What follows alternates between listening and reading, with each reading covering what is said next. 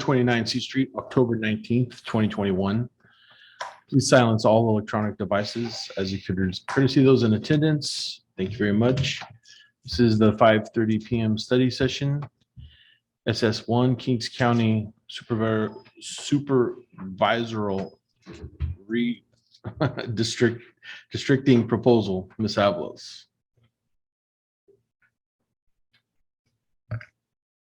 Good evening, Mayor and council members. Tonight we have Matthew Boyette with the Kings County to discuss their redistricting process. So here he is. Good evening, everybody. My name is Matthew Boyette.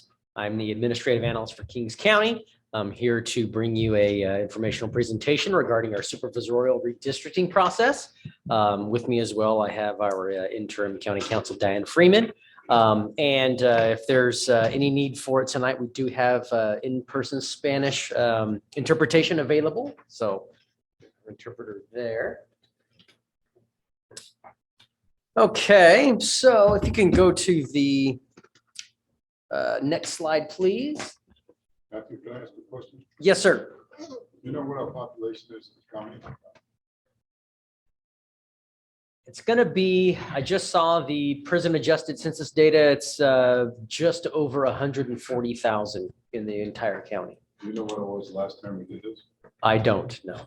I believe it was approximately 150,000. Yeah. 100 what? 150,000. So we're down about 10,000. Yes. Okay. Yes. So is there a need to do it even when we decline? Excuse me? Is there a need to redistrict even when we decline?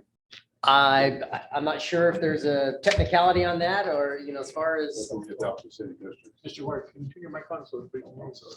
Yeah. Button on the front.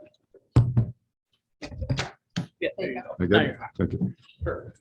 Yeah, whether the district boundaries are going to look considerably different than they do now will be a question of how the process turns out. What we have an obligation to do is to look at where the distribution of the population is, look at all of the criteria that are set forth in statute. There's been recent changes that Matt will go over during the presentation to the law that that require us to consider factors, and these factors are considered in priorities that before we had more discretion in the factors that were considered, but now we have these pre-designed factors that we have to make sure that our lines are going to comply with those as well.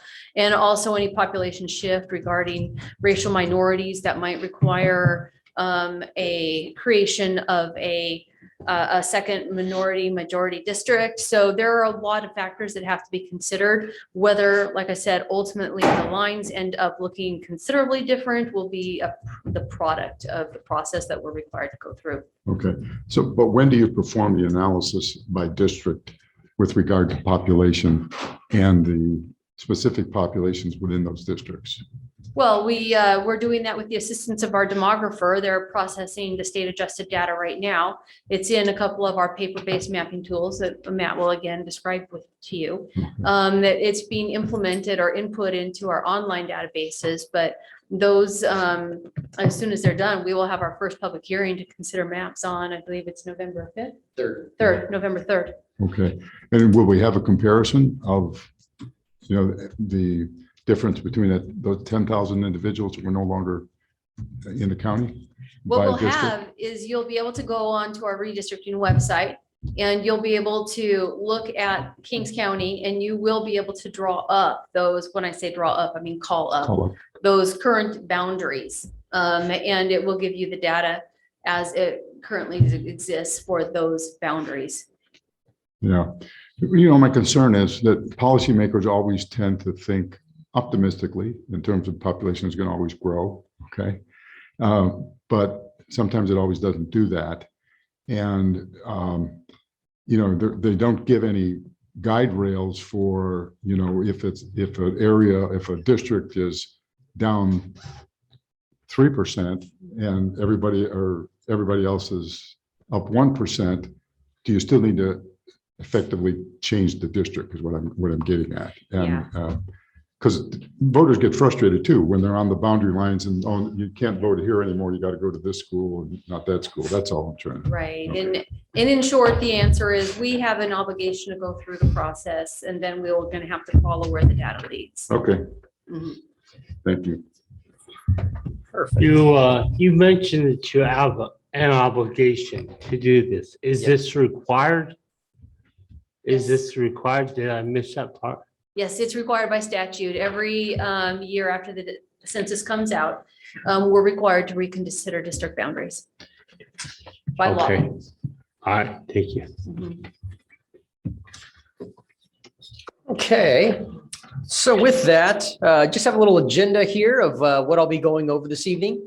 A timeline of our redistricting events, what we've done so far and what we still have yet to do.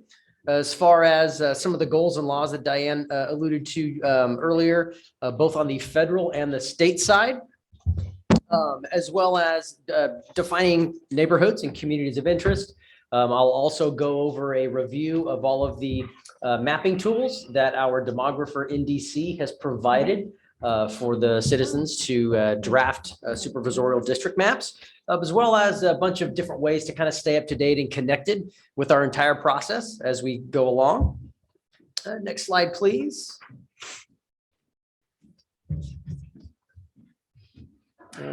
Yes. So this is a timeline of our redistricting process. As you can see, we've had 3 formal public hearings, 2 in July on the 20th and the 27th, and 1 on August 31st. And all 3 of those were held during our regular Board of Supervisors meetings. Public hearings were held at 10 o'clock a.m. on Tuesdays. They're in the board chambers. In August, the unofficial California census data was released.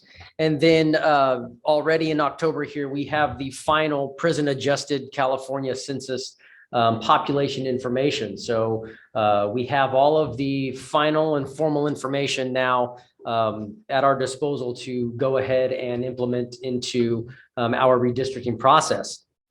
And we have 2 very important, if I can backtrack just a little bit, the 3 previous public hearings that we've had, the 2 in July and 1 in August that I mentioned, those were pre-draft map hearings. So our demographer presented the same exact presentation that I am giving you all this evening.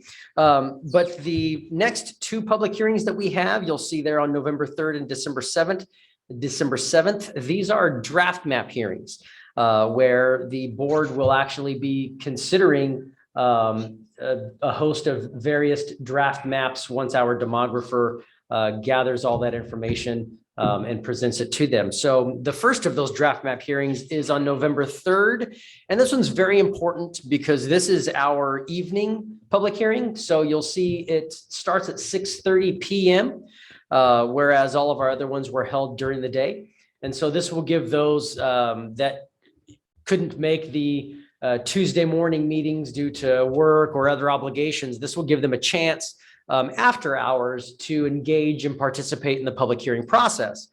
And so in order to have your draft map be considered at this public hearing, we need those draft maps due to the county by October 20th at 5 p.m. You'll see that date there in red. And the next draft map hearing will be on December 7th, and this will revert back to our standard 10 a.m. public hearing during our Board of Supervisor meetings. This is another draft map public hearing. So after the initial draft map public hearing on the 7th, the board may choose to pare down the draft maps to consider a smaller sample size, or they may have some revisions for our demographer to come back at a later date. And so all of those revisions and paring down will be then considered on December 7th. Even though somebody misses the October 20th deadline for draft maps to be submitted and heard during the November 3rd public hearing, it doesn't mean that we're no longer receiving any draft maps at that point. Public still has the chance to submit draft maps after that October 20th. And so in order to have draft maps considered for the December 7th public hearing. We need those draft maps submitted to the county no later than November 22nd at 5 p.m. And I'll go over a little bit of the mapping tools and ways to submit those draft maps for consideration.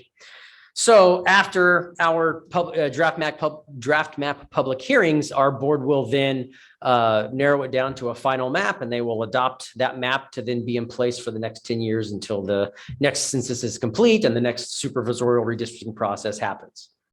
Next slide, please. Thank you.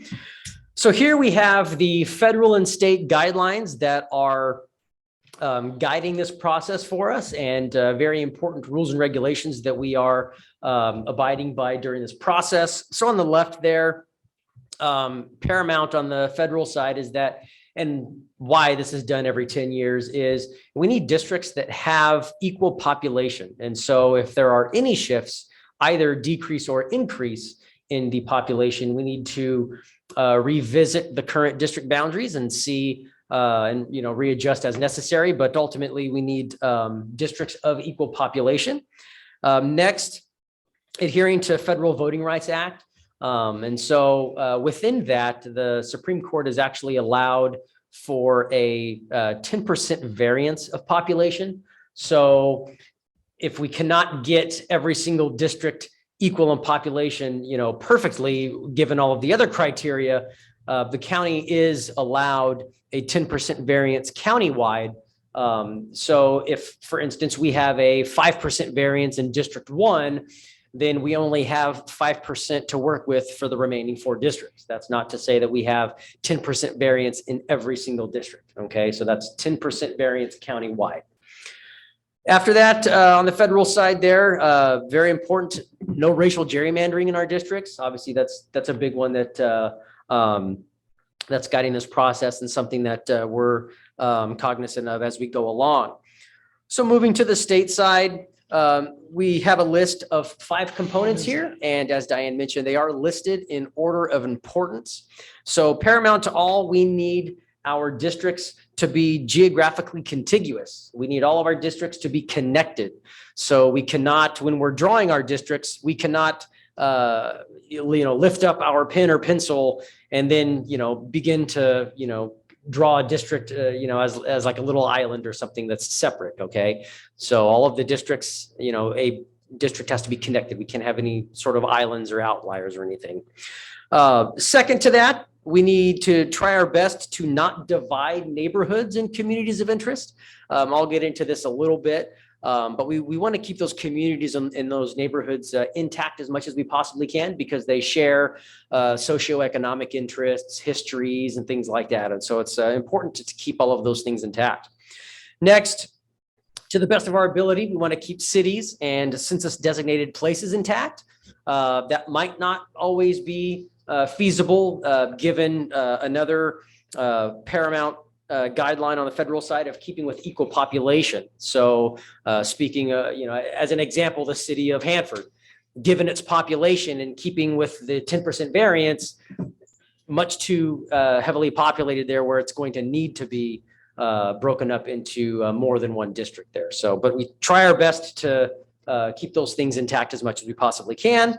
Number 4, we need easily identifiable boundaries. So whether that be school district lines, neighborhood lines, major city streets, railways, canals, things like that. So easily identifiable boundaries. So we don't want the district maps just cut up into these weird, ways. We need the boundaries to be reasonable and easily identifiable in that regard. And number 5, we need districts to be compact. So we don't want any districts to have any kind of little tentacles or fingers that are reaching unnecessarily into other areas, because that's just going to raise concern and, just open up concerns for things such as racial gerrymandering and stuff like that. And so also on the state side, it's prohibited that these districts cannot and shall not favor or discriminate against a political party. Okay. So next slide, please.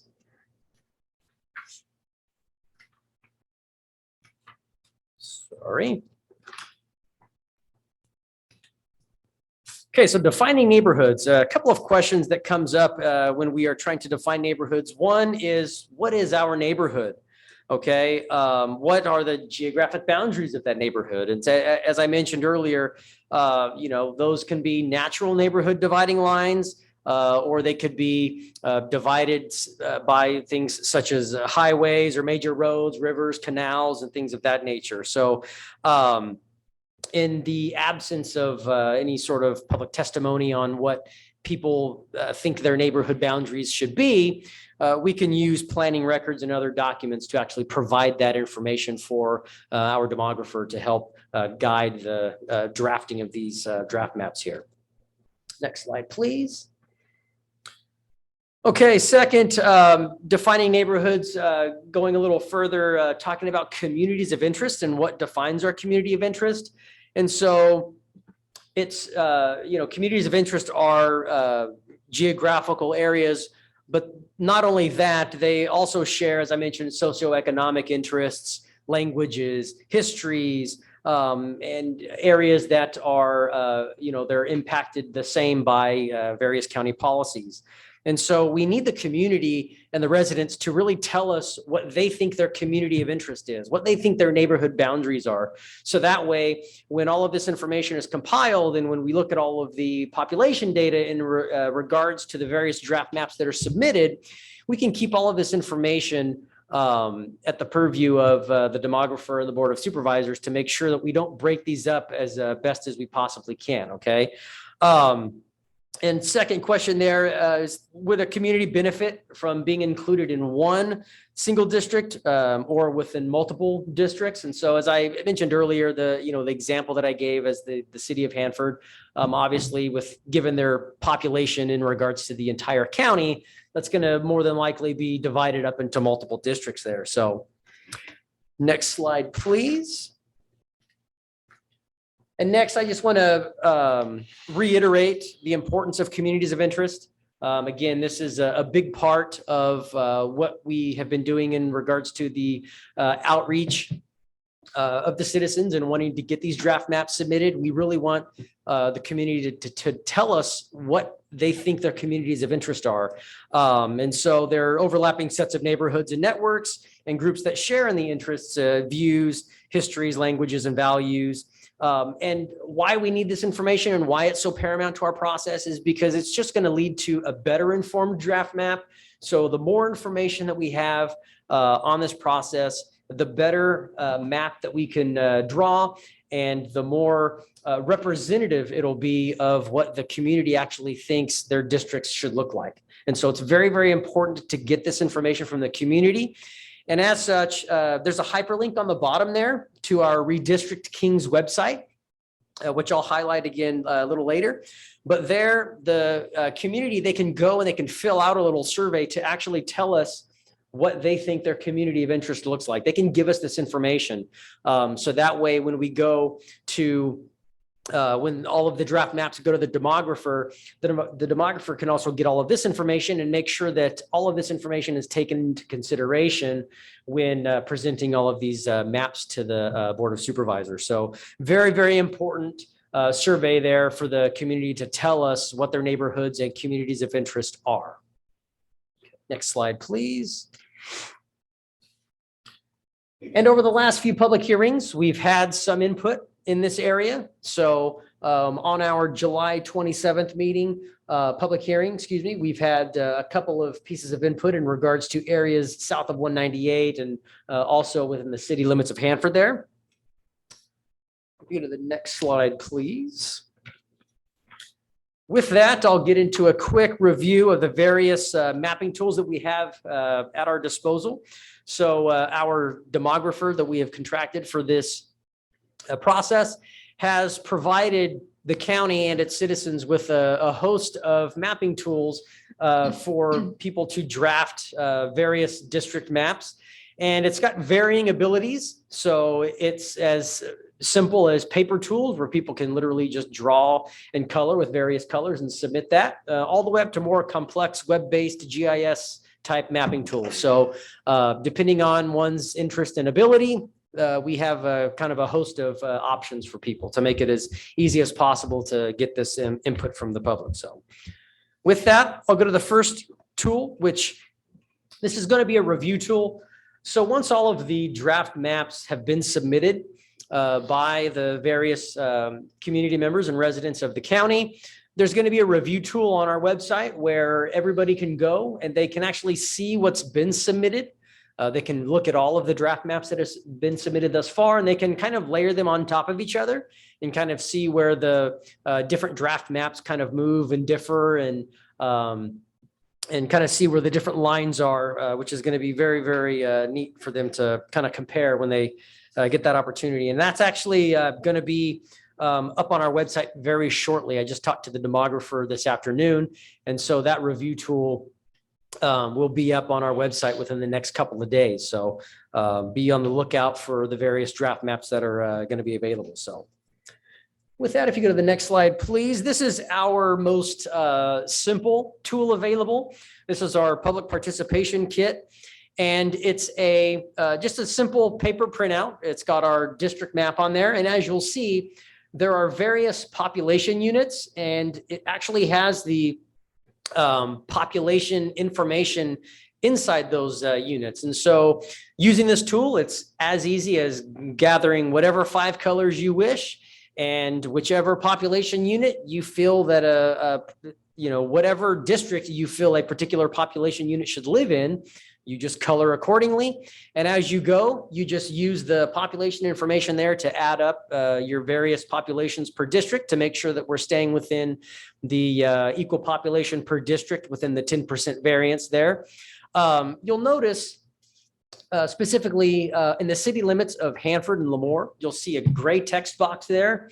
And there's a supplemental sheet to go along with this because being this broad of a view of the county map, to get that detailed of information in regards to the population units and the population information for the 2 cities, it would be much too small to be able to draw or to be able to read that information. So there's a supplemental paper map to go along with that. So folks can color in the various areas of the cities of Hanford and Lemoore. Important there at the bottom, you'll see there's a area for your name and your phone and or email address.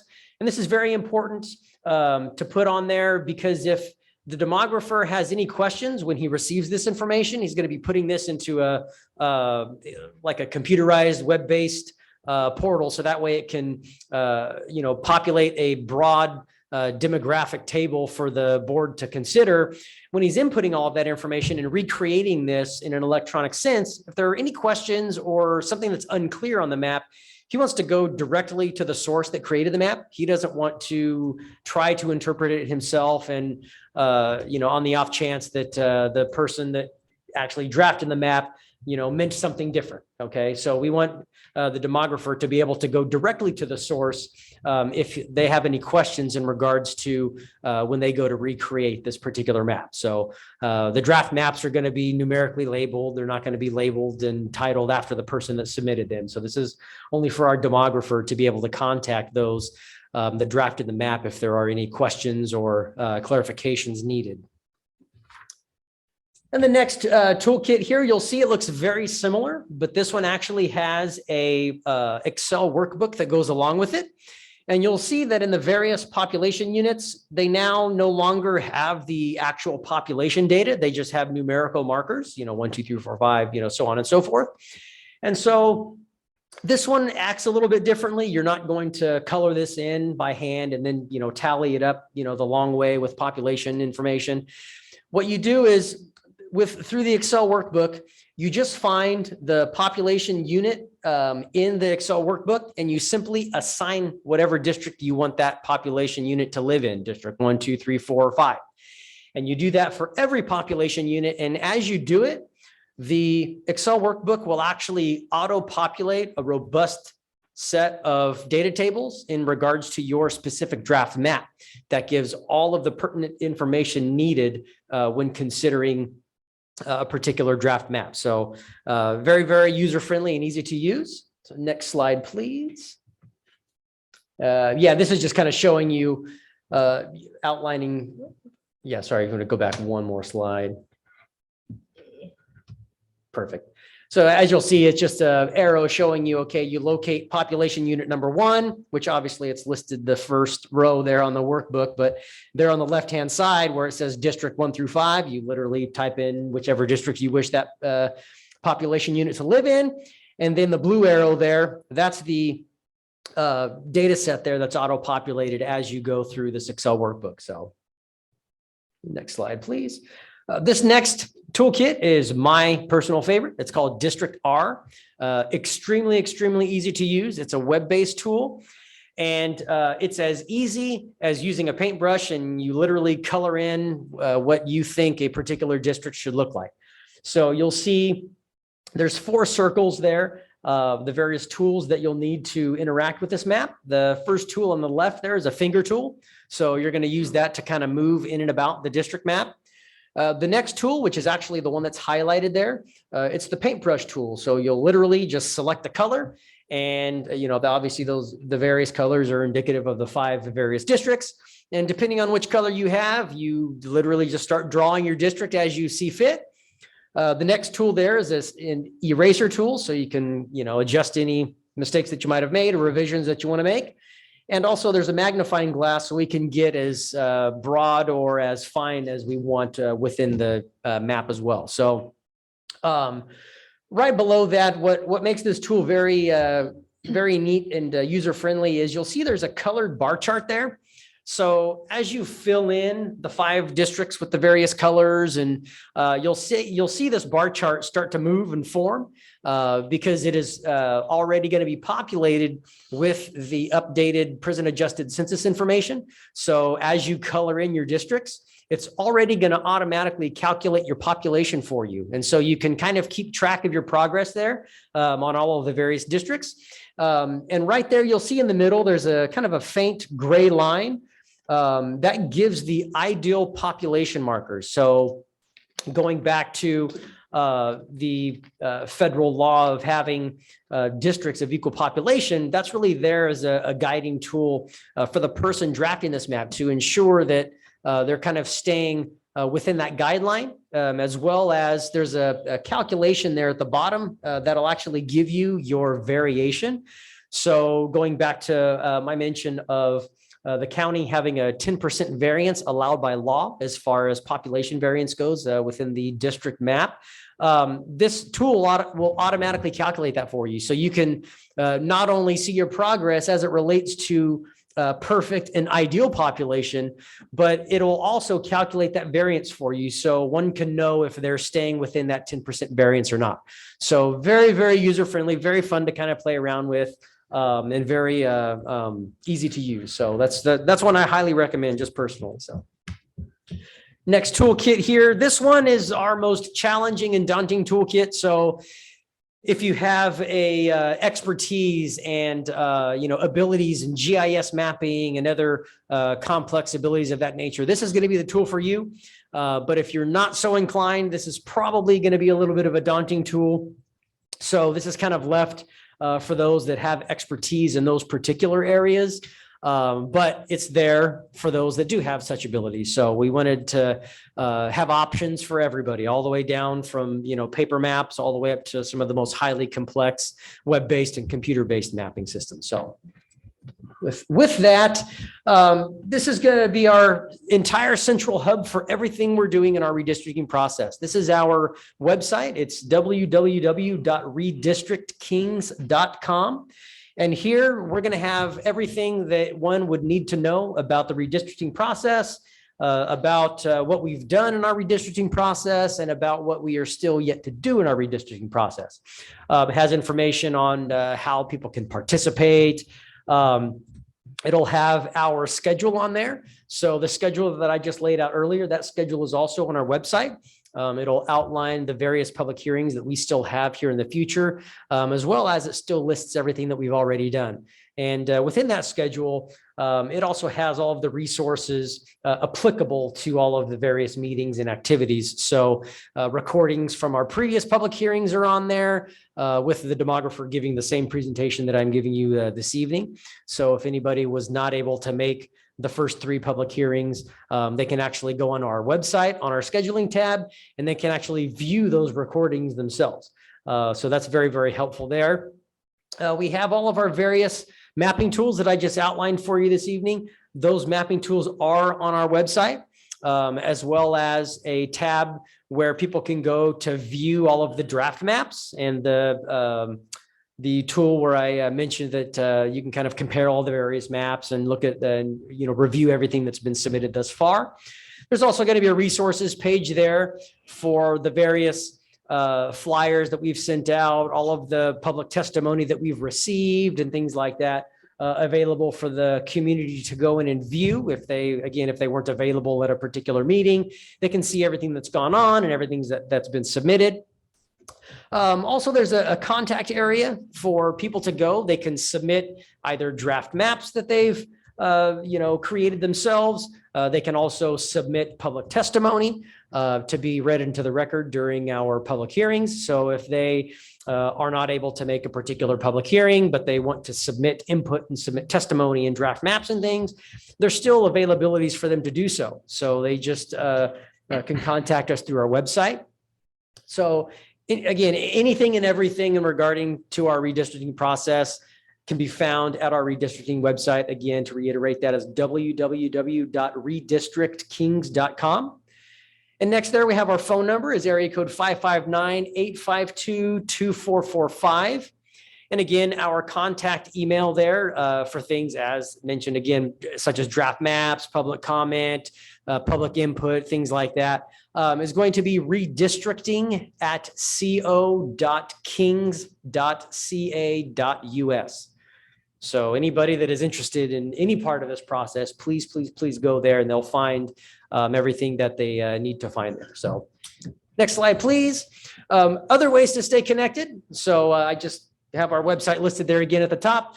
But for those that are on social media, so are we. And we invite those to find us and engage with us and interact with us. We are on Twitter, Instagram, and Facebook, all of them at Redistrict Kings. And there we have various posts about all of the things that we have coming up, announcing various meetings, having various frequently asked questions and things like that. And so just another way for people to stay engaged, up to date, and ensuring that they're catching all of the latest and greatest information as we kind of move about this process. So this evening, I went over a little timeline of our redistricting process, what we've already done and what we have still yet to do here over the next month and a half, 2 months or so, as well as kind of going over neighborhoods and communities of interest and how important that feedback is to this process. A review of the various mapping tools that we have at the community's disposal to use to actually submit those draft maps to us. Various ways to stay engaged and stay up to date and informed on our entire process as we go along.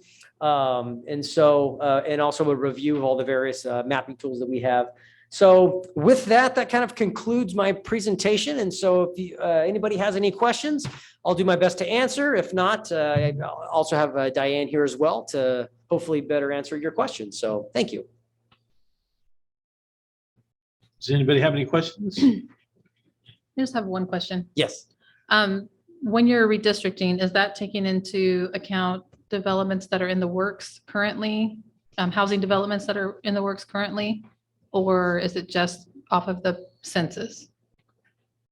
I'll defer legally to her because I do It's not off- misspeak. It's off of the census data. That's what our obligation is. We don't have the discretion to, incorporate our own data or, future forecasts or anything. We use the data from the census as adjusted by the state. The state adjusted for prison population.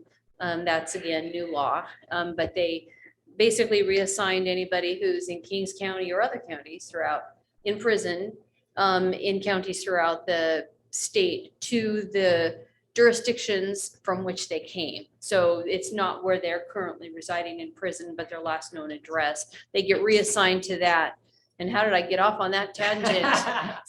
But we are obligated to use the state's adjusted data, which is adjusted from the census in our process. When was the, oh, I'm sorry. When was the last time the the lines were moved? When was the last time we did redistricting? 10 years ago. 10 years It ago? happens every 10 years after the census. So Okay. we would have done it in 2011. The boards of supervisors would adjust the boundaries then. And did they move much that time? You know what? I wasn't here. I wish I could answer that question for Hmm. you better, but I wasn't here. Okay. Mayor and council, the city will be doing the same thing. We'll be doing a presentation similar to this to you in December. We have to redraw our districts as well. Well, we could just piggyback off of this one and. Yeah, Phil. Wish we could. That's what- Same person's doing their work that's doing ours. All right. You actually have the same demographer. You have NDC as well, and they'll be at your hearing. That was my question. Well, that triggered us to do it. So obviously, yes. Yeah, everybody's in the same boat, release of the census data. so. I do want to say that, county has its own sets of statutes that we have to follow. I know that are some specific to cities, and I don't know where they differ. I imagine that there's substantial similarity, but there could be some differences. But your demographer and your council will guide you through that process. Just as an FYI, we've presented the county's process and the county's obligations. Yours will likely be similar, but maybe slightly different. Thank you. Marissa, is there any questions online or anything like that? I have a question. No. When does the state adjust its prison population numbers for? That's all, Go ahead. was the question, when is that data available? Yeah. It's already available, and And that when was do when do included. they adjust their numbers? They adjusted it early October, I think.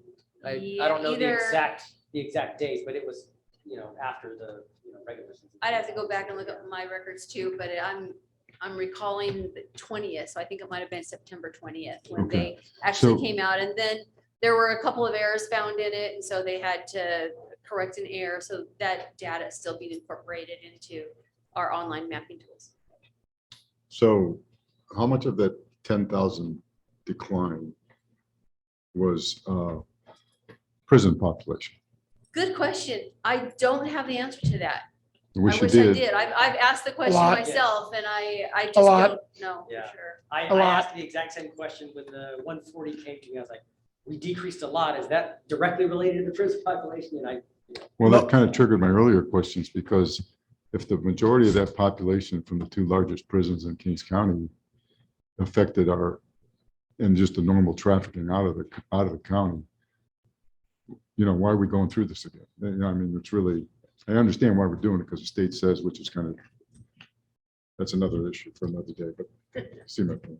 Is there a reason why that question hasn't been answered? You guys had said yourself that you've asked that question and you haven't got an answer either. I've asked it to myself. I have not Oh. asked it to any Yeah. outside I entity. asked the demographer, and I don't recall that, he can specifically say that, yes, it was because of the prison population. I think that might have to do with whether the prison population was counted in the, census 10 years ago versus now, and if there were other factors and, I think regards it to was people 10 years migrating out ago. of I the can't say area. before that, but I think it was 10 years ago. It could be various factors. I really don't know to say. So For where would we certain. know, where would we go to get that answer? That's the I 10 honestly don't know. The $10 million question. Well, I know it was counted last time.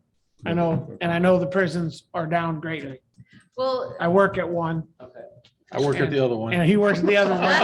And then the other one's next door to me, Yeah. and we're all down yeah. significantly. We're But the numbers, they change, so they're so fluid. They change exactly. in a month, it's. they'll So all- probably when they did the census, it was at probably the lowest points. Now it's going back up. So So if I wanted to find out the answer to that question, if there is an answer to that question, who would I call? Or email or contact? I am sorry that I don't have that answer It's for okay. you. I don't have. probably that look answer at for you. last year's 10 years ago census and then look at this one. And that Let's- should give you Do the numbers research and- myself, you're saying. Nobody's much. done it yet. Just a suggestion on your presentation. Yes. Most of the questions have been about what was it like before and what does it look like now? That would really be helpful when you're giving a presentation in terms of dynamically seeing where we were and where we came from and, what areas of the county declined Right. and was it really population at the prisons? Things like that would be helpful. Yeah, we tried to keep all of these consistent with what has already been presented, and, going back to July 20th, obviously, none of the census data was out then, so that wasn't necessarily incorporated here. Sure. I understand. And so, to make sure that every city council gets the same information, I mean, obviously that's going to be incorporated this evening. And I want to add No. that part of our reason for being here is because we want to share the information with you as a city council, but we also want to reach out to the public. And this is a meeting at nighttime. We have received some requests to reach out at nighttime and to reach out in different localities throughout the county. It seemed like it was, and the board thought it would be a good mechanism to try and reach out through the city council meetings to inform the city councils, but also the members of the public about the process. So our presentation was designed to focus on the process, and what we hope is that it will generate additional public feedback, additional input into what the public wants to see. Have you given this presentation to the county supervisors yet?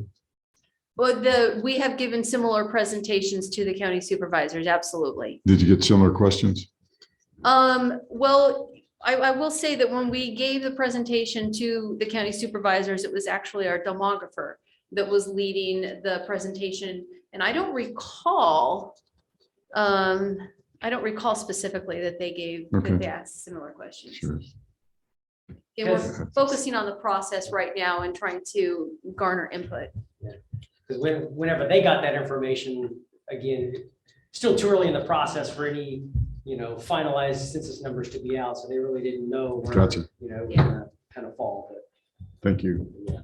But yeah, they received basically the same exact presentation. But yes. Any other questions? All right, well, Perfect. Mr. Boyette Yes. and Ms. Freeman, thank you. My You pleasure. guys. Thank you all very much. I appreciate it. Get out to Lemoore often, so it was nice to be here. Senior Matt. Thank you. Thank you. So that takes us into our closed session. This item has been set aside for the city council to meet in closed session to discuss matters pursuant to government code section 54956.9 D4. The city attorney will provide an oral report regarding the closed session at the beginning of the next regular city council meeting. One, government code section 54957, public employee performance evaluation, city manager. Number two, government code section 54957.6, conference with labor negotiator, agency designated representatives, Mary Lerner, city attorney, and Michelle Spear, the assistant city manager.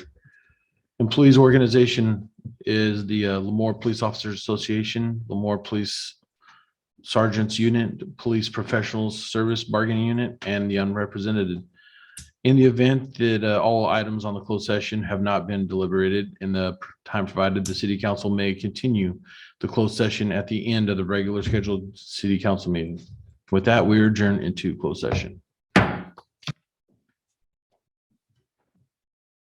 October 19th, 2021. Please silence all electronic devices. It is courtesy those in attendance. Thank you very much. And we're going to go ahead and start off with the invocation. And after the invocation, please stay standing for the Pledge of Allegiance. Let's go to the Lord.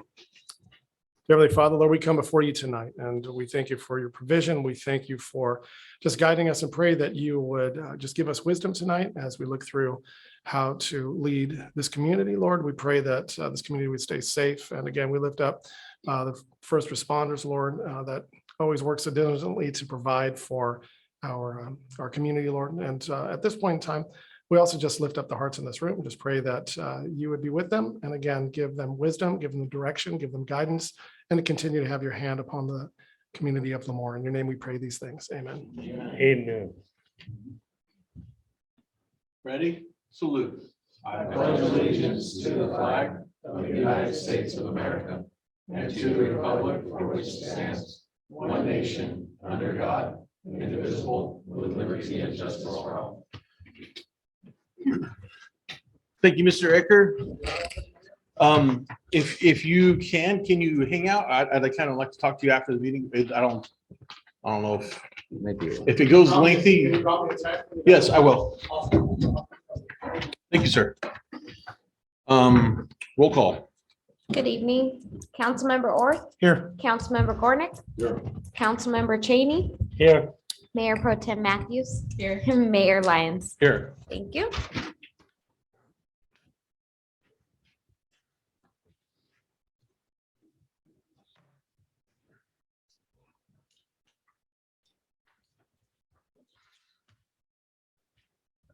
Okay, closed session report. Nothing to report, Mayor and Council. Okay. Agenda approval, additions and or deletions. There are none. Public comment. Public comment will be in accordance with the attached policy. This time is reserved for members of the audience to address the city council on items of interest that are not on the agenda and are within the subject matter jurisdiction of the council. It is recommended that speakers limit their comments to 3 minutes each, and is requested that no comments be made during this period on items on the agenda. The council is prohibited by law from taking any action on matters discussed that are not on the agenda. Prior to addressing the council, any handouts for council will be provided to the city clerk for distribution to the council and appropriate staff. Do I have any public comments in the audience? Seeing none. Do we have any online? None. None. Okay, moving on from public comment. Ceremonial presentations. And seeing none. On to the next department and the city manager reports. Yeah, good evening, Mayor and council members. We have two tonight. First one up, Michelle Spear. Good evening, Mayor and council members. We spoke at the last meeting about an employee appreciation breakfast that was going to be held on November 10th. I just wanted to give an update that due to some scheduling conflicts of a few of the executive members, we need to move that to November 17th, the following Wednesday. Of which few? I kidding. I'm declined to just kidding. state. Thank you. At what time? Yeah, what time? Same time, we're gonna serve breakfast at 6:30, 7:30, and 8:30. So we need to be at the kitchen around 5 to start cooking. Sorry. Will there be coffee? Sure. Okay. Absolutely. Great. Okay, thank you, Michelle. Next up, Chief Kendall. Good evening, Mayor, council members. Just to remind you guys, October 26th at 10, Assemblymember Rosales will be at the police department, and we will do our dedication for our new building. National Night Out also on the 26th at 4 p.m. at Veterans Park. And then on November 2nd will be our annual Memorial Officer Diaz run from Huron to Lemoore PD. So if you guys want to come out, we should be heading into town anywhere from 10:30 to, I would say, noon. What day is that? November 2nd. We'll launch off from Huron around 5 and get back, like I said, in between 10:30 and noon. Thank you. Thank you, Chief. That's it, Mayor. Okay. With that, on to consent calendar, section 3. Items considered routine in nature are placed on the consent calendar. They will be considered and voted upon in one vote as one item unless a council member or a member of the public requests individual consideration. 3-1, approval of the minutes, regular meeting, October 5th, 2021. 3-2, approval of the second reading, ordinance 2021-06, pre-zoning territory located at the northeast corner of 19th and Idaho Avenue. 3-3, approval of the second reading, ordinance 2021-07, pre-zoning territory located at the southeast corner of 19th and Idaho Avenue. 3-4, approval of resolution 2021-26, authorizing use continued of remote teleconferencing provisions, AB 361. 3-5, approval of mutual lease termination between the city of Lemoore and the Greater Kings County Chamber of Commerce. 3-6, approval of bid award and budget amendment, Hess Basin Drainage Channel Project, CIP 5508. 3-7, Approval of the side letter number 1 between the city of Lemoore and the Lemoore Police Professionals Bargain Unit, the PPSBU, for MOU 2022. 3-8, approval side letter number 1 between City of Lemoore and the Lemoore Police Officers Association, LPOA, for MOU 2022. Approval side letter number 1 between the City of Lemoore and the Lemoore Police Sergeants Bargaining Unit, LPSU, for MOU 2022. Approval of resolution 2021-27, approving the use of the coronavirus state and local recovery funds for premium pay for the unrepresented employees of the city. So would anybody on council like to pull any of the 10 items? I'd like to pull 3-2 and 3-3. 3-2 and 3-3. Would anybody else like to pull any other items? None? How about the public? Is there anyone in the public that would like to pull any items? Okay. Ms. Avalos? I don't see anyone Okay, online. so now I'm gonna look for a motion for 3-1 and 3-4 through 3-10. I'll make a motion. Okay. I'll second. Matthews and Mr. Orth. Ms. Matthews, how do you vote? Yes. Mr. Orth, how do you vote? Yes. Mr. Gornick? Yes. Mr. Cheney? Aye. I vote aye as well. 3-1 through 4 through 10 are approved. So now we're on to 3-2, approval of the second reading ordinance 2021-06, pre-zoning territory located at the northeast corner of 19th and Idaho. Who's taking that one, Nathan? You could probably do both of them. Can we do them both together? Okay, so we'll move on to 3-2 and 3-3. Approval of second reading of ordinance 2021-07, pre-zoning territory located at the southeast corner of 19th Avenue and Idaho Avenue. So Councilmember Cheney, was there any specific questions you had on the second reading? There's no question I have. I just have opposition to the city of Lemoore gaining or annexing more land for the use of marijuana and cultivation of marijuana.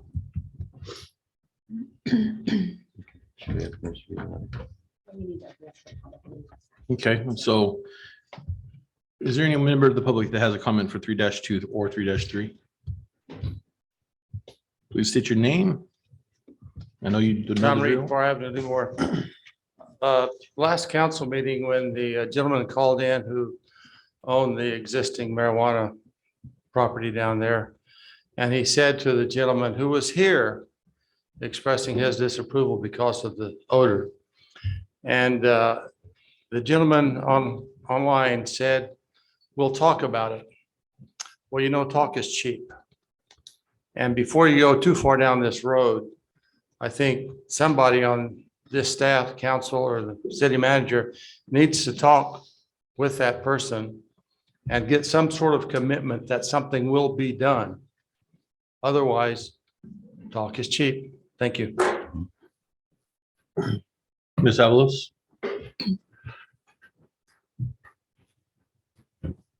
Good evening, Mayor and Council. I received a public comment from the Surf Ranch, and it reads, Honorable City Council members, the Kelly Slater Wave Company LLC owns and operates the Surf Ranch located at 18556 Jackson Avenue, Lemoore, California, 93245. On October 5th, 2021, the Surf Ranch submitted a comment letter concerning People's Properties LLC cannabis project pending before the city of Lemoore, which is directly adjacent to the Surf Ranch. At the October 5th City Council meeting, I also stated the Surf Ranch's concerns, requested certain conditions be required of the project to minimize their impacts on surrounding properties. The Surf Ranch remains concerned that the city has not adequately considered the environmental impacts of the proposed project on required adequate mitigation to control odors or prevent the misapplication of pesticides to neighboring properties. Moreover, it appears that the city did not ensure that the project had an adequate or firm water supply. We understand that the city expects that the proposed project will be served solely by treated wastewater from the city. At the October 5th, 2021 City Council meeting, council members explained that the necessary approvals for use of recycled water are still pending with the state. In the event that these approvals are not secured, it is not clear that the project will have an adequate water supply. However, the city did not consider these issues in its environmental review before approving the project. The city should continue consideration. The Surf Ranch's prior comment letter is part of the city record for this project and is available on the city's website at lemoore.com. Handouts received after the agenda posted. As a reminder, the Surf Ranch previously requested that the city moves forward with this project, that if the city moves forward with this project, that it include conditions requiring 1, implementation of an odor abatement plan and other odor mitigation measures. 2, that the project use only recycled water for cultivation. 3, implementation of a pesticides application plan with measures to eliminate the potential for pesticide migration. And 4, annual review of the operations and modifications of conditions to address any operational issues related to the above or other matters, such as security. Of agendas, items 3.2 and 3.3 until, I don't know, it kind of cut off. Agenda items 3.2 and 3.3 until the state approvals for use of the recycled water have been obtained or include a condition that the proposed project use only recycled water for irrigation. We also question how the city can approve a proposed use that is not permitted in the applicable zone. The proposed pre-zone of the 222-acre portion of the project site as agriculture does not appear to permit cannabis cultivation. Chapter 8 of the Lemoore Municipal Code lists the types of zones where authorized business owners are permitted to engage in cannabis cultivation, manufacturing, testing, distribution, and dispensing. The LMC states that cannabis cultivation is only permitted in light industrial, heavy industrial, and neighborhood commercial zones. Agriculture is not included as a permitted zone for any commercial cannabis activities. Likewise, Table 9-4B-2 allowed uses and required entitlements for base zoning districts states that cannabis cultivation is not authorized in agricultural zones. Thus, we reiterate our prior comments and again request that the city council either delay its consideration of agenda items 3-2 and 3-3 or condition the zoning approvals to provide necessary mitigations.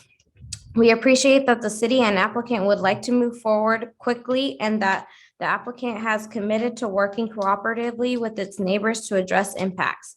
The conditions requested by the Surf Ranch would not delay the project. However, the city must ensure that the mitigations are required now as part of its approval of the pre-zoning. We are confident that the parties can then collaborate on the details of the plans necessary to address the impacts. We look forward to working with the city and our neighbors on appropriate measures, and we thank the city for its opportunity to comment. Sincerely, the general manager of the Surf Ranch. Okay, well, I appreciate the Surf Ranch reaching out like that, but we also need to kind of keep on point. We're talking about, yeah, annexation. We're not talking about water and all that other kind of stuff. So I appreciate that. So any other comment from the public? Seeing none, council, do you have any further discussion? Yeah, I do.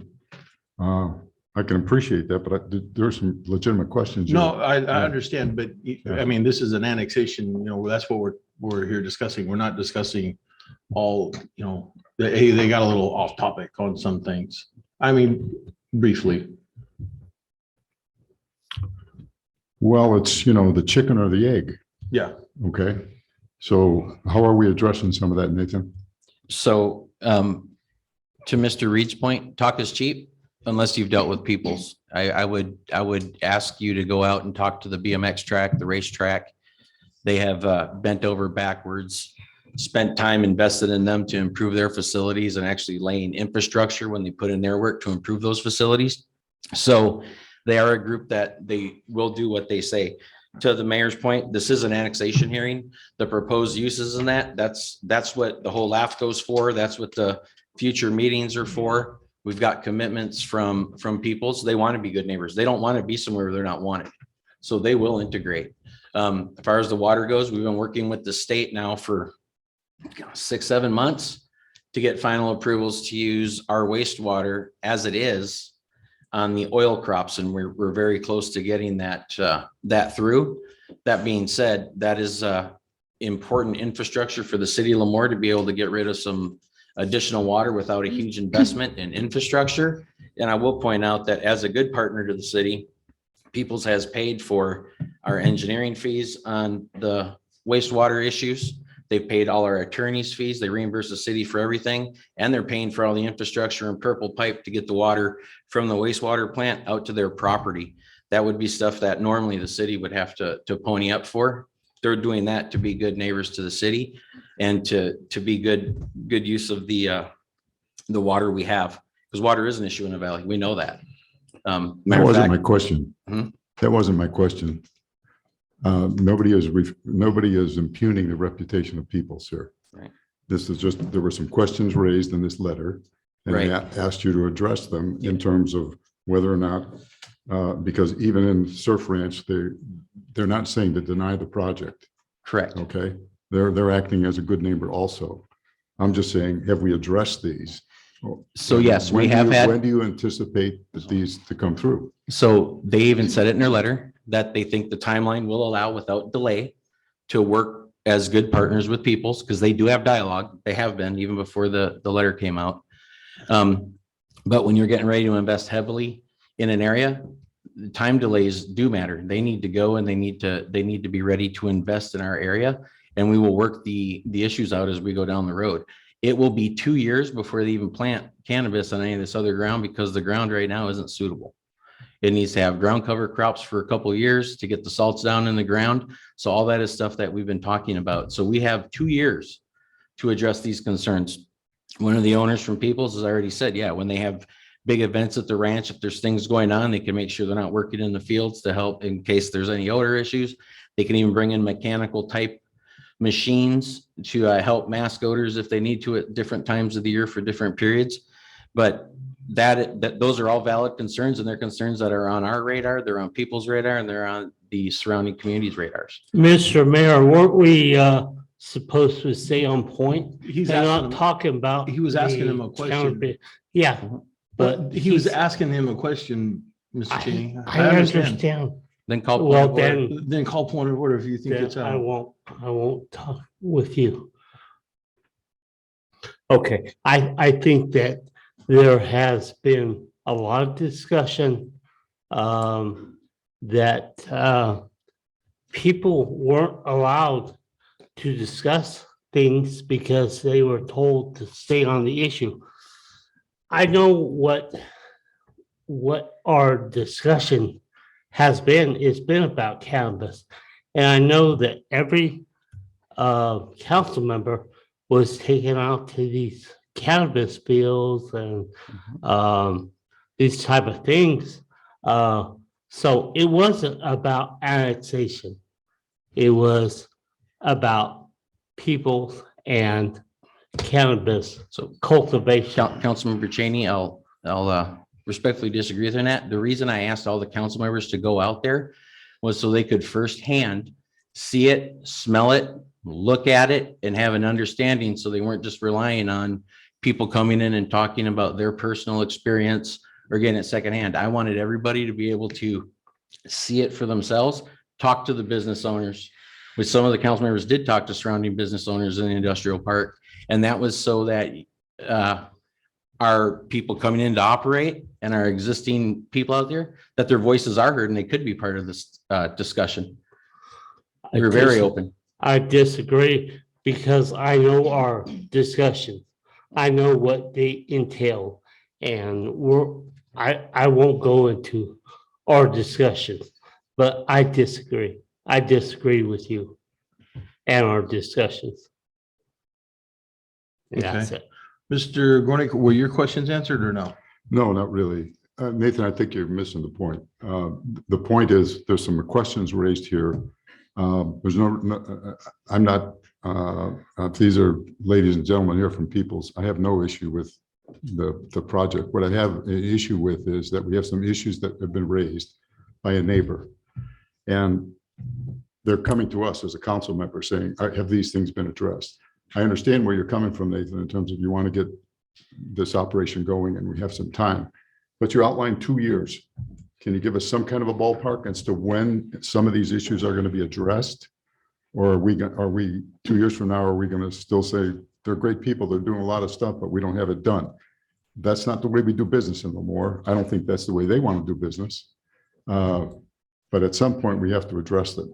And Either we and are that's- or we aren't. If you think we shouldn't be addressing them, that's another issue. Nobody, That's fine. nobody from the city side has said we shouldn't address these issues. Okay. Matter of fact, we will address the issues.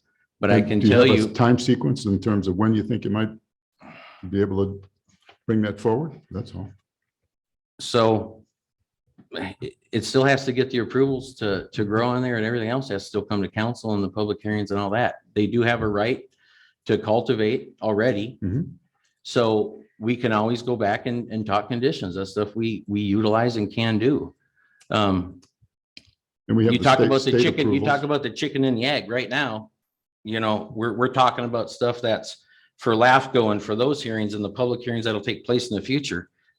This isn't the time and place for these discussions. I understand why you would want to and why they would want to, but this is not, we're talking about an annexation, period. Did the city meet the requirements to annex land? Yes or no? And your answer is yes. And the answer is yes, we've met those conditions. Now, what's going to be done with that land down the road? That isn't part of this discussion here, but because we have been open and people do know what it's going to go for, it creates a lot of questions. But this is not a due process to hammer this out now. The due process is, did we meet the requirements to annex this property? Okay. And yes, we found that it has. So all these other questions, yeah, I'm concerned about water too. And honestly, without recycled water, this stuff doesn't work. We need it as bad as anybody else does, right? To make it work. So we're committed. I'm very committed. We've been working on recycled water since 2016. So we're getting super close. The prior letter from Surf Ranch that was submitted into the record, did you address that with respect to, this is not an appropriate time, this is an annexation issue to bring these things up? Now, like the mayor said earlier, that meeting got a little out of control. Now, what I can tell you is we met with Surf Ranch prior to that meeting, and they did say, and they told us, they told Peoples that they weren't going to oppose the project. They might have a little letter, but they in no time said they were going to ask for a stay and try to delay this. Because even once, if you guys get through this, we're not even going to LAFCO till probably next April sometime, before LAFCO's even going to start looking at things. And we have meetings set up with Steve Brandt, and I have meetings with Chuck at the county, who's handling the LAFCO portion of this. And that's when he'll come out and he'll start saying, okay, so what about the water? What about this? What about that? That's all the conversations that I'll be having with our city planner over the next several months, even getting ready to go to LAFCO. So all that work will be done. It's just not the time right now. I don't know what the county's going to require of us. We don't know that yet, but it's part of the process. Before LAFCO will approve this, we'll have to dot the i's and cross the t's. I don't have no more questions. I just have one more. I guess maybe I'm naive. You mentioned that last meeting got out of control. That's exactly what you said. Mhm. Who is responsible for keeping meetings in control? So when I say out of control, let me rephrase that. Okay. We got off topic quite a bit and went away from the annexation discussion onto the intended use. That's what I meant by that. Right. That is, it's the mayor runs the meetings. I did it, reach over to the city attorney during the meeting and asked multiple times if I should call for a point of order. And we sidebarred and she was like, no, let's let the conversation take its place because people are concerned about it. So we wanted people to get out there and to be able to talk about it. But it turned this whole annexation process into something other than the annexation process, in my opinion. That's just my opinion. Right. But so we're trying to just get this thing back on focus. We're meeting with the county on the annexation, I believe this Thursday. So, but this is a step in the process. Okay. It's just one step in the process of building our economy. Okay. Okay. Good. I'm good, Okay. Mr. Mayor. So with that being said, is anybody else, is council good? Okay. So now I'm looking for a motion to approve 3-2 and 3-3. I'll make a motion to approve. Okay, Mrs. Matthews makes a motion. Is there a second? Second. Mr. Gornick seconds. So Ms. Matthews, Yes. Mr. Gornick, Yes. Mr. Orth, Yes. Mr. Cheney. No. I vote aye as well. So 3-2 and 3-3 pass. On to the next. Let's see here. We have a public hearing 4-1. Public hearing, abatement of public nuisances, properties located at 17th Avenue to the West Hills College and 1050 Redwood Lane. Mr. Rivera. Good evening, Mayor and council members. What I have before you are properties that have been identified as public nuisances per our city ordinance. One is a residential piece of property. The other ones are owned by the Southern Pacific Railroad. And they go east to 17th Avenue to west near West Hills College. Staff request that city council here need any objections at this time provided by the public and direct staff by motion to proceed with either the abatement, postpone the abatement, or cease abatement on the properties listed in resolution 2021-19.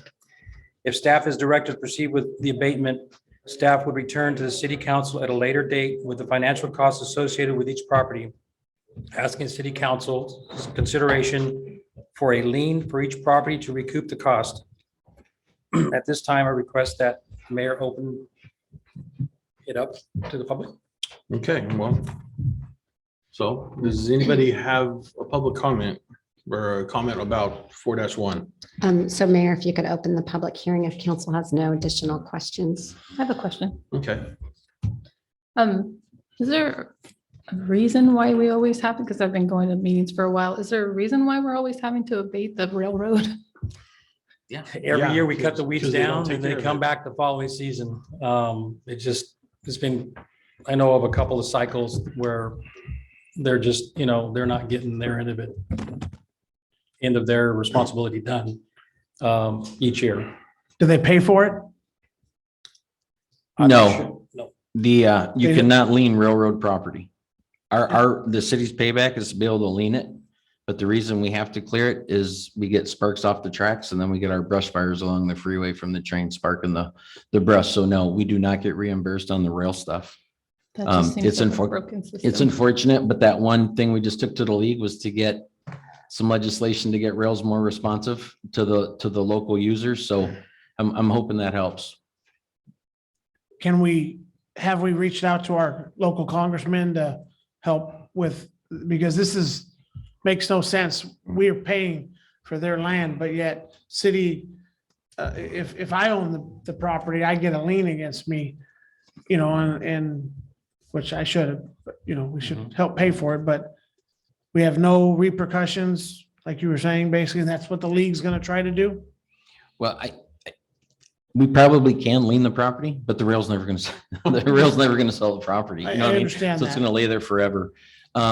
I do know that the CSOs have contacted the rail multiple times. 2 years ago, when we did the abatement, they actually showed up, I believe, 2 weeks after we were done to do the abatement, but there was no communications with the city at all that they were gonna do it. They were basically get all the letters. I mean, they probably get communicated with 3 times every time we have to go through this process. So they know what's going on. They just don't care. I don't know. It's just not on their priority list, I guess. But we have not reached out. I have not personally reached out to our electeds, but that's actually not a bad idea. I might see what that can do. Clayton's gonna be at the ribbon cutting, so. Yep. Okay, council, is there any other comment from council on this? So city of Lemoore cleans up after the railroad. huh? Yeah. Pretty Has, much. has for years. And put out. Can we many charge a fires. railroad toll when they come through town to pay for the maintenance? I don't know. But what's, I'm sure not. what's about what the cost is? I mean, and I know you're not out there pinching pennies and I'm not I asking don't for remember that. I'm what we just, paid. I don't know what we paid last year to have it abated. I'd be guessing, Yeah, but I'd be guessing too. could we possibly look into figuring out how many hours? Because I mean, if we're talking pennies, but if we're talking about, well, the staff could be doing something much more productive than pulling the railroad's weeds, I think. Well, last And year we that's- contracted, so we go out and bid on this. and So we have a contractor that abates it. And so we That's a pay a whole other The contractor. process. railroad property. So Yes. we actually pay a contractor. That's Right. Yep. kind of even worse. Mhm. So yeah, take a guess at it, Frank. I mean, I know that's not. And if you can't take 2,000. a guess, if you don't want to take a guess, can you bring it I back? think we budgeted 15,000 for weed abatement for the entire year. For the railroad? No, that's for everything. Like Oh. our weed abatement budget, I think was 15. If I'm not man. I want to say it was like 10, but I thought that was pretty cheap. It was, you know. I was thought, thinking yeah, between 10 and yeah. 15, but I'm thinking of 2 years ago, not last year, Yeah. 2 To years. pull weeds? Yeah. Yeah, but they actually had to Yeah. go from 17th essentially, or Yeah. from the canal all the way All the way through. through the pre- Yeah. They shredded So it was yeah. the whole onslaught. And we had some prevailing wages. some other stuff going on with maybe some people living Yeah. in some real nice places along the tracks that we had to manipulate around and get through and stuff like that too. So that caused the price to go up. You should send them the bill anyway, just to let them know we're doing it for them. That's actually a good, can we do that? Can I deliver it? Yeah, we could send them. You know, we do have a new lease with the railroad. So I have a new contact there now. Let me reach out to him and maybe see if he can help us out anyway, but he handles the lease stuff we do. Now, this is off topic and I know it has nothing to do with but it's abatement. Can we get someone to go out there on 19th and north of the BMX track and clean up around that place? They're bringing equipment in tomorrow to start scrubbing that. I'll hold my breath. They'll be there tomorrow. Supposed to be. If not, they have been sent. So we have requested multiple times they clean the weeds. And I do believe we sent an official letter from the PD a week ago.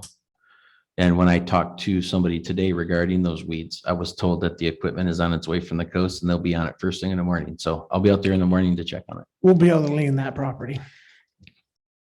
Yeah. We would be able to lean that one, Yes. correct? Yes. Yes.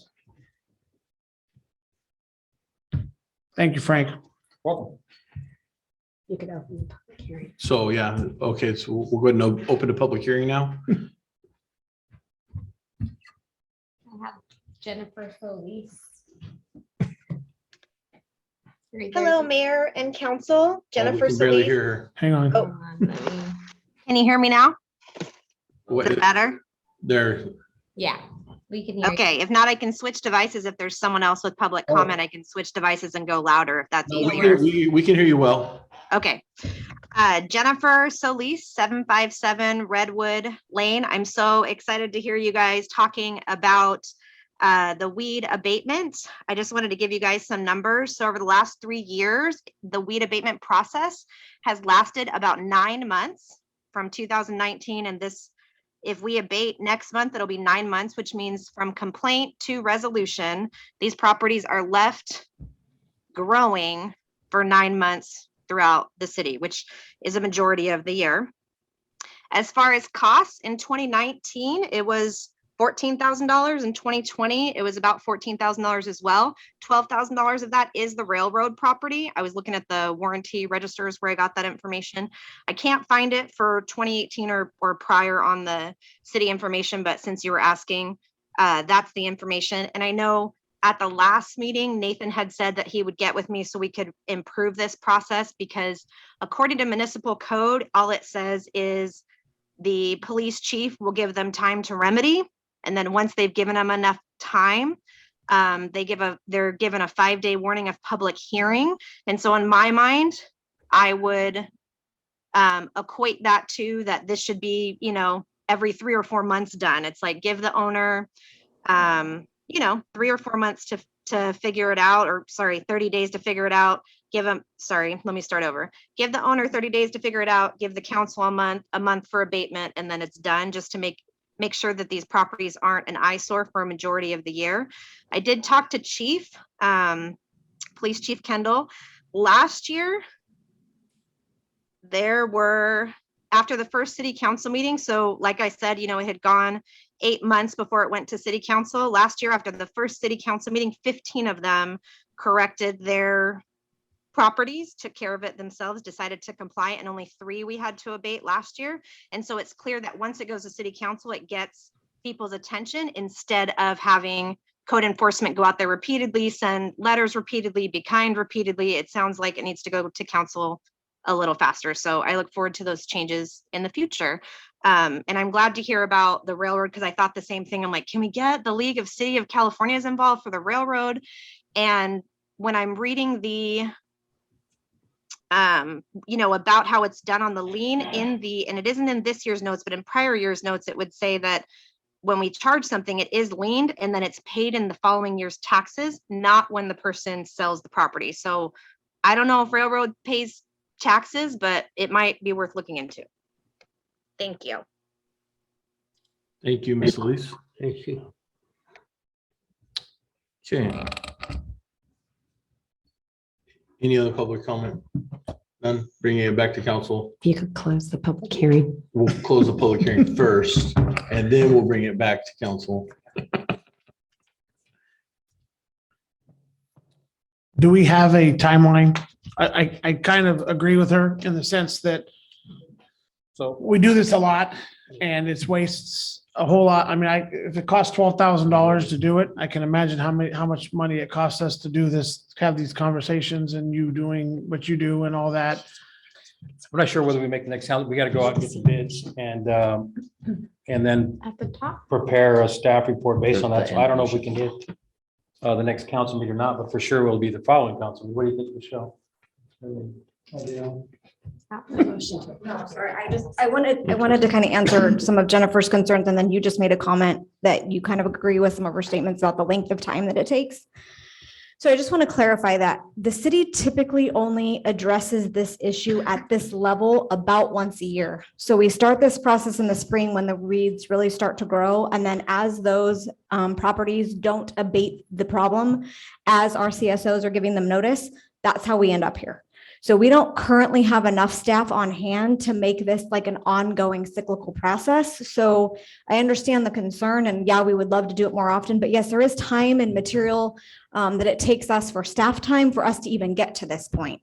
There's the public notices that cost several $100s to even bring it to council. So although I understand the concern, it also is more efficient for staff and council to do it as a group. That way, when we're going out and getting contractor bids, we're getting bids for multiple properties at a time instead of piecing and parceling it out, because that typically is more money when we do it that way.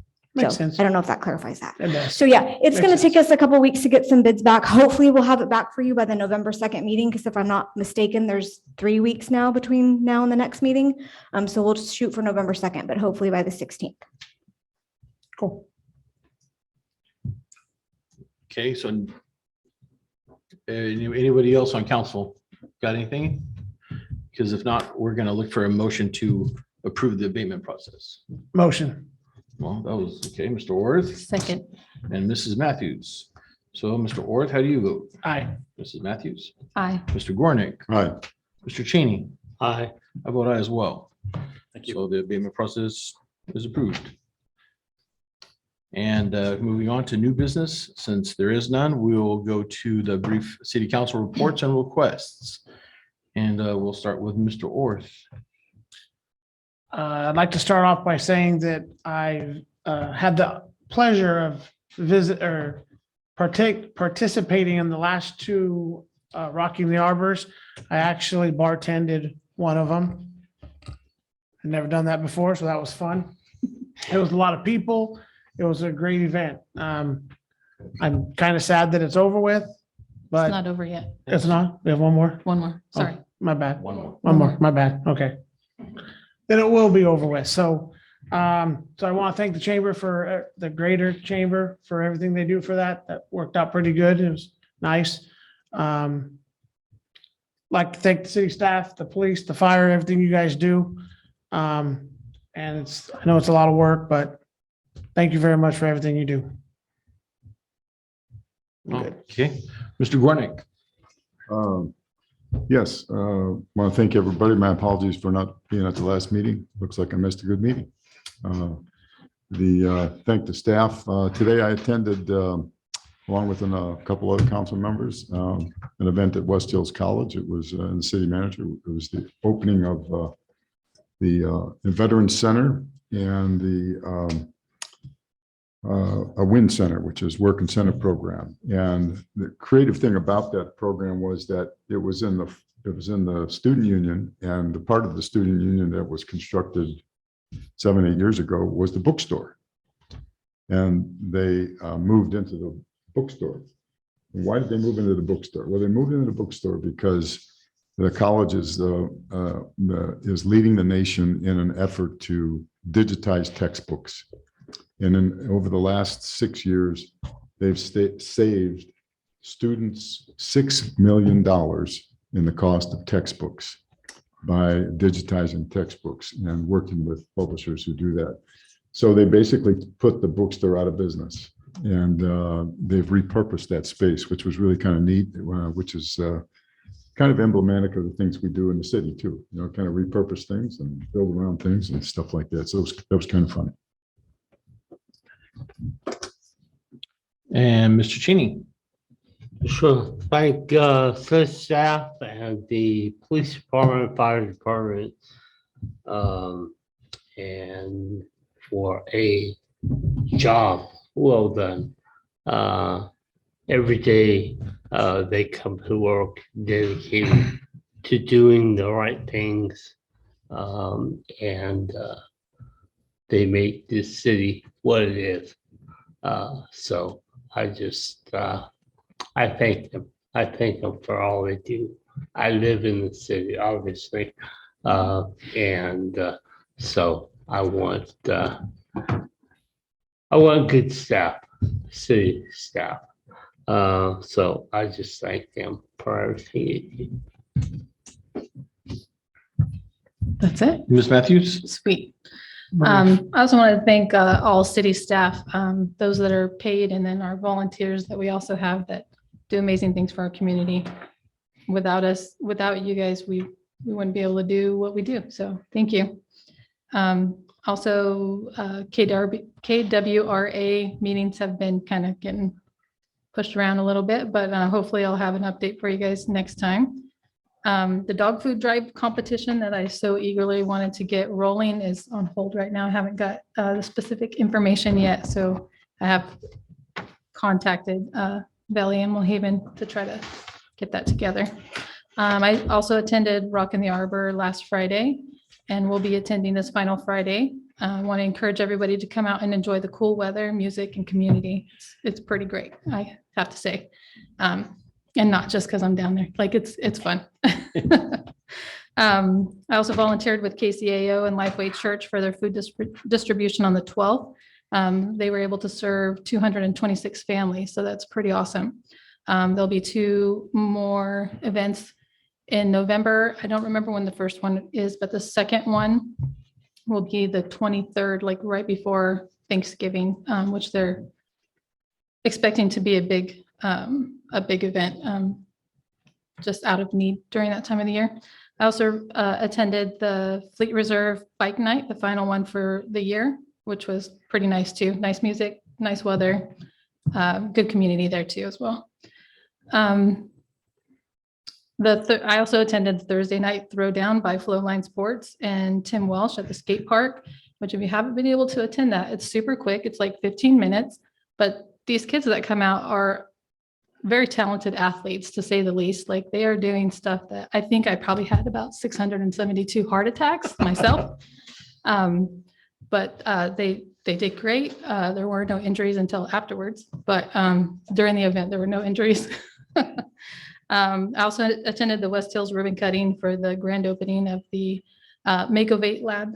I believe is what they call the lab portion, which is a vinyl cutter, a 3D printer, and a laser engraver. So that's for students and I believe community to use and to help. Incubator, yeah. Innovate and get brilliant minds together and designing and thinking outside the box and making great things happen. Lastly, I want to give a shout out to a Lemoore resident, Mr. Dylan Brown. I just wanted to recognize him for being an awesome human being. After that windstorm that we had, he had put online, he offered to help any elderly in the Lemoore area with downed trees or limbs to get those cleaned up after the windstorm. And I just think like we need to celebrate people like that are about community and helping people. And I just wanted to give him a shout out for being a great human being. So thank you, Mr. Brown. That's it. Thank you, Mr. Brown. And so I would like to thank all of our city staff, our police department and our fire department as well. My commission on aging, they are doing well. And I've got really kind of nothing to report as of right now. And I want to thank, council for the decorum, for the attitude that we have towards each other. I know we can agree to disagree at times. And I will say that I have in no way, shape or form am trying to silence anybody or to keep anybody from saying their piece on any subject or topic. But I do try to keep us, going on the right path. And I mean, no disrespect. If some people have taken any kind of disrespect, I apologize for that. And to the rest of the city, everybody be good to one another. We're adjourned.